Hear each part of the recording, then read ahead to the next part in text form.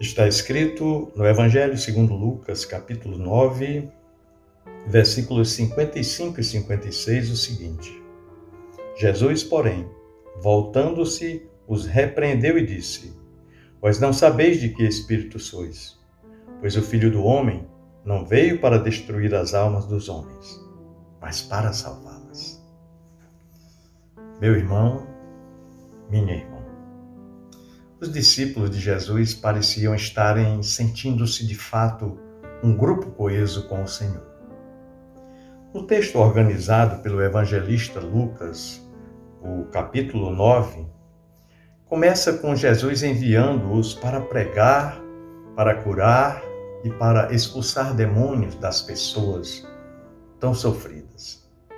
E eles saíram e foram muito bem-sucedidos e voltaram felizes, alegres, fortalecidos. A coisa estava funcionando mesmo e eles eram parte integrante de algo grandioso. E de fato era. Depois a cena é com uma multidão faminta. Os discípulos se dirigem a Jesus e sugerem que ele despeça a multidão para que procurem alimento. Mas o Senhor lhes diz que eles mesmos deveriam alimentá-lo. Então o Senhor multiplicou pães e peixes. Quem sabe a próxima multiplicação não seria por conta deles? Não é verdade? Pois bem, depois há um diálogo em que os discípulos têm a oportunidade de afirmar que Jesus é o Cristo de Deus. Estamos aqui no versículo 20 do capítulo 9, né? Tudo estava ficando mais claro. Mais à frente, Lucas relata a experiência do Monte da Transfiguração, do qual participaram Pedro, Tiago e João. E no versículo 46, eles já estão discutindo quem dentre eles seria o maior no reino dos céus. Já se sentem autorizados como especiais. E então, vendo alguém expulsar demônio em nome de Jesus, alguém que não fazia parte do círculo apostólico, eles proíbem, porque não se tratava de um deles. Afinal de contas, eles detinham o monopólio. Mas Jesus os repreendeu veementemente por conta daquela atitude. Em seguida, o grupo vai para Jerusalém e precisam passar por uma vila de samaritanos que não aceitam hospedá-los. Havia uma questão, uma inimizade entre eles, os samaritanos e os judeus. Então eles pedem a permissão a Jesus para ordenar fogo do céu e destruir aquela vila inteira. Creio que eles estavam inspirados por alguma das cenas dos profetas de Israel. Jesus então os repreende mais uma vez e diz: Vocês não sabem de que espírito vocês são, pois o Filho do Homem não veio para destruir a vida dos homens, mas para salvá-los.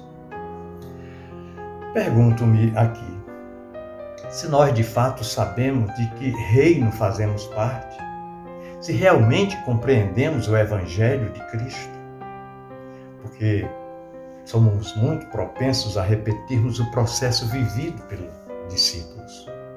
Quanto mais temos certeza de conhecer a Deus, mais orgulhosos e autorizados a julgar nos sentimos. É muito interessante como tantas vezes nos julgamos profundamente conhecedores de Deus, enquanto revelamos um enorme e assustador desconhecimento sobre a vida e sobre o ser humano. É triste, mas é a realidade.